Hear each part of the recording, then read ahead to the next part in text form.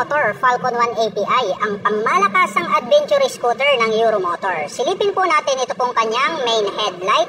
Nahahati po ito sa dalawa at naka full LED na po pala ito pong kanyang high beam and low beam. Ito pong kanyang visor o ito pong kanyang windshield is glossy black color po yan. At ang kagandahan po niyan ay adjustable. Pwede mo po itong itaas or ibaba. Depende po sa inyong riding condition. Mapunta naman po tayo rito po sa kanyang front suspension. Ito po pala ay gumagamit ng traditional telescopic fork na gray color. At ito po ay equipped with single rotor disc brake na flower design with 2-pot caliper na black color. At ito po pala ay mayroong fuel tank capacity na 8.5 liters. At mayroon naman po itong fuel consumption na 40 km per liter. At ito pong kanyang upuan, grabe. Ang astig ng dating. Nito pong kanyang stock na upuan dahil nga naka-camelback seat na to. Hindi nyo na po kailangang mag-aftermarket. May touch pa ng carbon dito sa bandang gitna. Mayroon pa po rito sa magkabila. At yung pagkakatahi, maganda at nasasabi natin na matibay. At napakalambot din po nito pong kanyang upuan kaya komportableng sakyan. Buksan naman po natin ito pong kanyang upuan. Malapad po pala, malalim at mahaba ito pong kanyang underseat compartment. Sa tansya po, kasya naman po rito ang isang half-piece helmet. At bukod dyan, ay marami na rin po kayong mailalagay rito na personal na gamit. Close po natin ito pong kanyang upuan. Itim naman po ang kulay nito pong kanyang makapal na grab bar. At dito po sa kanyang side profile, glossy white po ito at may nakalagay naman po rito na Falcon 180i na 3D emblem gold color. Combination po pala ito ng glossy white, black, and then silver color.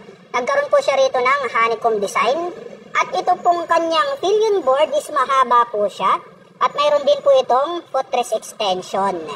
At ito po pala ay equipped with side stand engine cut-off switch. Once po na naka-engage itong kanyang side stand ay hindi na po tatakbo at mag-o-operate or mag-i-start ito pong ating adventure scooter.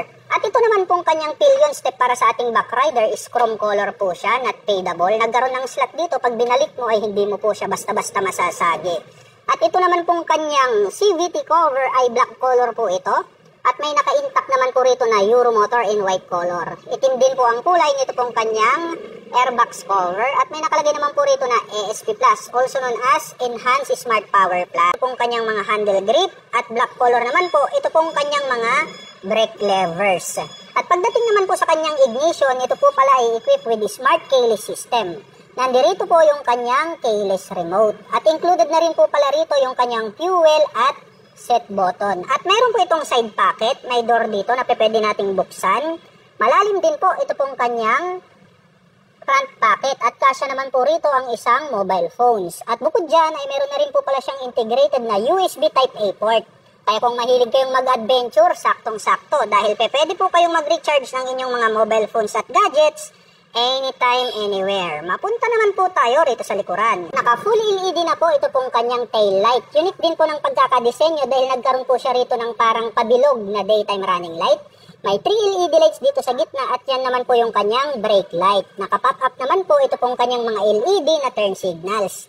Mayroon po itong plate light at added light detector dito sa gitna. At ito naman pong kanyang rear fender, ang kanyang nagsisilbing plate holder. At ito po pala ay gumagamit ng dual sub-tank shock absorber. At ito pong kanyang canister is gold color. Black color naman po ito pong kanyang coil spring. Asahan po natin na ito po ay makakapagbigay ng outstanding na bouncing performance. Dumako naman po tayo rito sa kabila. Silipin naman po natin ito pong kanyang rear braking system. Ito po ay gumagamit ng single rotor disc brake na flower design with 2-pot caliper. At gaya nga po ng sabi ko sa inyo, ito po ay naka-ABS.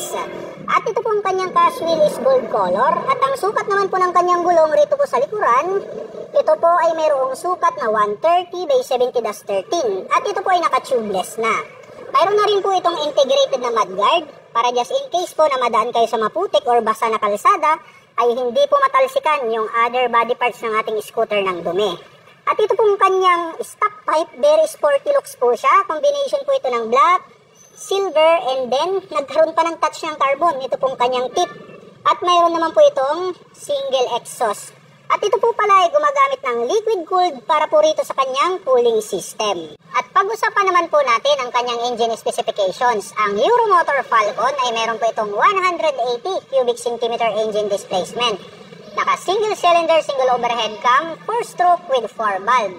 At nakakapag-provide po ito ng maximum power na 18.5 kW at 8,500 RPM.